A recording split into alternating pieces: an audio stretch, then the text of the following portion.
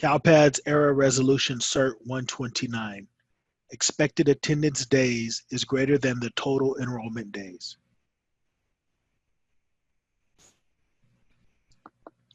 As always, the first step when troubleshooting any error in CALPADS is to consult the error list.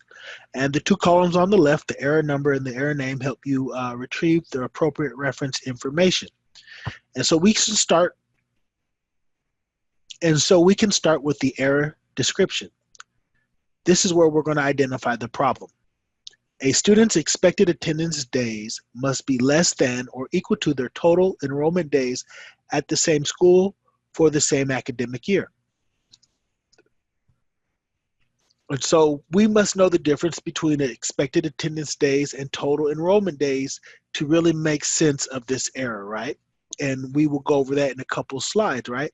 But real generally speaking, the expected attendance days are the school days a student is expected to be in attendance, right? Typically, these are Monday through Friday days. The total enrollment days are calendar days from the enrollment start date to the enrollment end date. That's very simply the difference. So the fields validated identify fields where a discrepancy in the data will lie that will trigger this error. And so we're going to compare the STAS data, the student's absent summary data, and the student enrollment data, the SENR data, okay? And you would be looking at the school of attendance, academic year ID, SSID, and expected attendance days in the STAS file. And you're going to be comparing that to the school of attendance, academic year ID, SSID, enrollment start date, enrollment status, grade level, and enrollment exit date in the student enrollment record. And so a good element in the error list, or where you can find a lot of value, is in the suggested resolution. It provides you a method to resolving your error, although it doesn't always help you because your situations vary, right? Every error doesn't trigger for the exact same reason. It gives you a starting point, and at the very least, it helps you rule out certain circumstances, scenarios, or causes. If the resolution doesn't work because it doesn't apply to your data, you move on to the next step, okay? And so step one, you're going to verify the student's expected attendance days are correct, right? We're going to look at the STAS data and make sure that we reported their correct number of expected attendance days. The next step is to ensure that the enrollment start and the enrollment exit dates are correct. In the SENR file, right, so we're going to look at the enrollment start and exit dates for the student. If the student has left or returned school over the course of a year, ensure that all SENR records have been submitted. Okay, and in the demonstration, we explain why this is important. And then there's a note at the bottom. If the enrollment exit date has not been populated yet, as of the STAS submission, CALPADS will use May 15th as the default exit date when computing the total enrollment days. Typically, the error will be resolved when the students are exited at the end of the year. And so CALPADS is going to use the proxy date of May 15th for all open enrollment records, right? And so if you have a student who's been enrolled from the beginning of school to the end of school, your year hasn't ended yet, and you haven't updated the enrollment to exit the students at the end of the year, CALPADS uses May 15th as the end of school for all students. This becomes problematic for students that enroll late in the year. Typically, spring enrollments, those enrollments that may occur after March 1st, may trigger this error.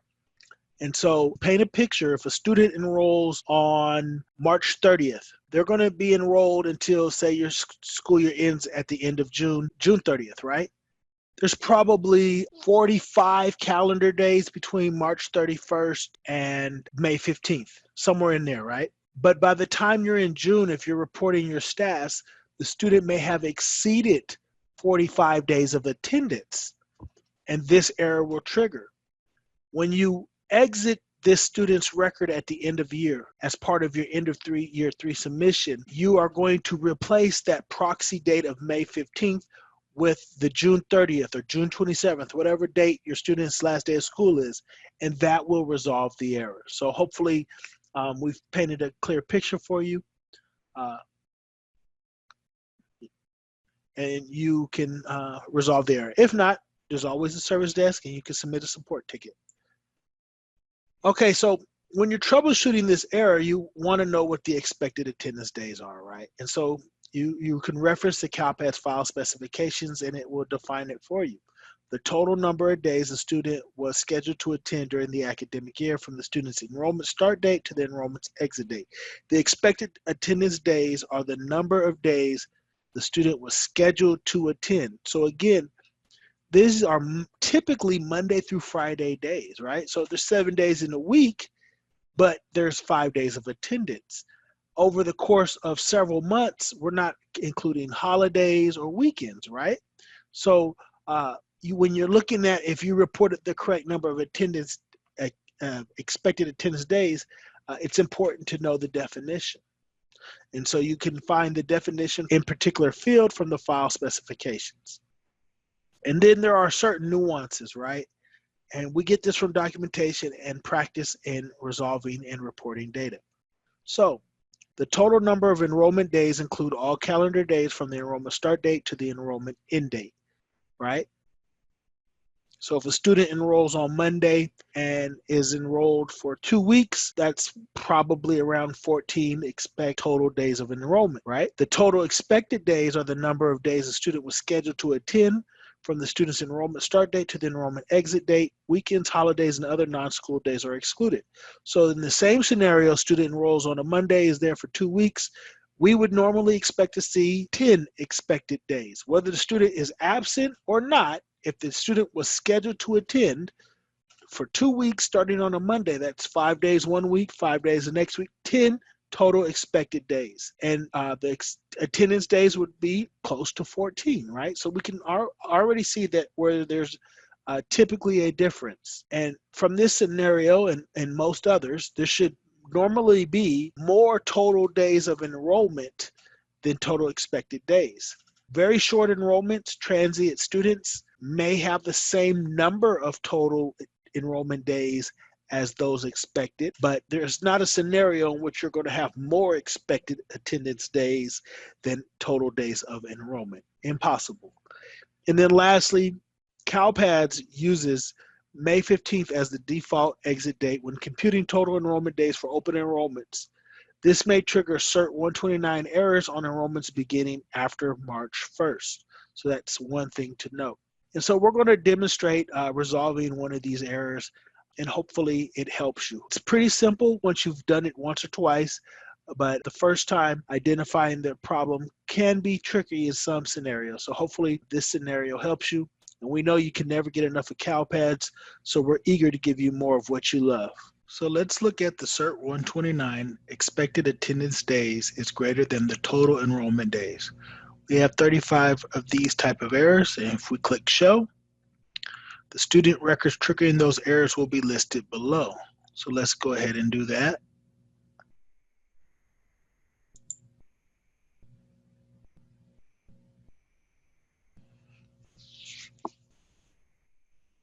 So we have the list of students and a description along with the error number or the error message, right? This is typically the error name, and we can see that they are fatal, so we cannot certify till we resolve this, okay?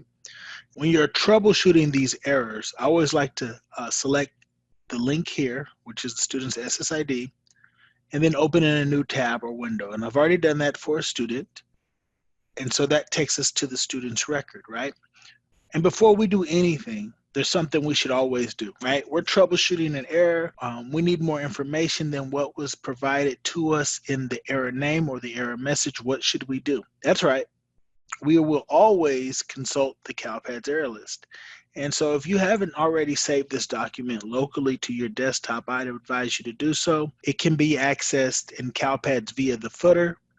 It also can be retrieved in CALPADS using the help menu on the left navigation.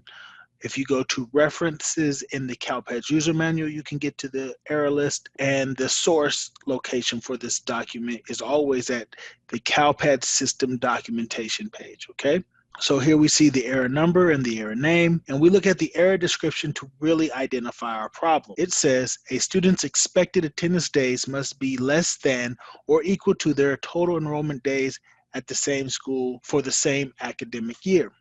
All right, so the expected attendance days, the total days that are accounted for as far as absences and attendance days, must not exceed the total days of enrollment. And so let's look at the suggested resolutions, see how we may resolve this error. Number one, verify the student's expected attendance days are correct. Okay, so step one, we'll look at the status record in CALPADS and verify that the number of expected attendance days is correct. Two, ensure the correct number of start and enrollment exit dates are correct.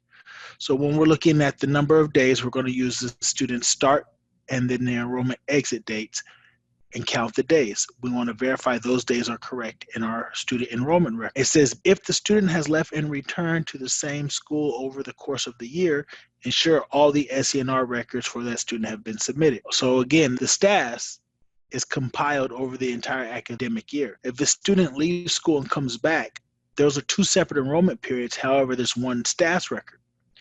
However, if you did not submit one of those enrollment records, it could trigger this error because that singular period of enrollment may not total the number of compiled days from those two enrollments. So that's something to look out for. If the enrollment exit date has not been populated yet, in the staff submission, CALPADS will use a proxy date of May 15th as the default date. And so if you have a spring enrollment, you may get a CERT129 because you enrolled to school, CALPADS is using a proxy date, and if your school year extends until June, you may have more expected days reported than actual attendance days by the calculation with that proxy date. And this error is simply resolved when you populate your end date. And that's only for enrollments that begin after March 1st. That's something to look forward to, okay? And then what we're going to do is we're going to use the status data and compare it to our enrollment data. Specifically, we're going to look at the expected attendance days, right? The number of expected attendance days. And then we're going to calculate the number of days that we have from our enrollment start date to our enrollment end date. And again, if there's multiple enrollment periods, we have to figure out those days for each period and then add them together. All right, so here's our error list. We're moving it out the way. Here we have a student record, right? And we're looking at Los Angeles County Office of Education. So first, we do confirm that we have an enrollment that's in the 1920 year, right? And we can see that the enrollment record has a start date of 1/6/2020 and then an exit date of 1/10/2020. So immediately that looks like 4 days, right, to me. But it's probably 5 because if you count the 6th, the 7th, the 8th, the 9th, the 10th, that's 5 days, right? From the start date to the end date, that's about 5 days of enrollment. Again, 6, 7, 8, 9, 10. I did that probably more for my benefit than yours. All right, so we have a 5-day period of enrollment. And down here in the stats, we do have a LA County record, and it says 6 days. Right? And so we can see why the CERT129 triggered, right? There's more expected days than there were calendar days. So and it's calendar days. It's not even Monday through Friday. So I'm gonna drag over here and hopefully the stuff on the periphery can be blurred out, but I wanna focus your attention on January here. And our enrollment is on the 6th through the 10th. That's Monday, Tuesday, Wednesday, Thursday, Friday. That's 5 days of enrollment. But our status record has 6 expected days. So that's our problem, right? So to resolve this record, you would probably in this instance update your expected days, right?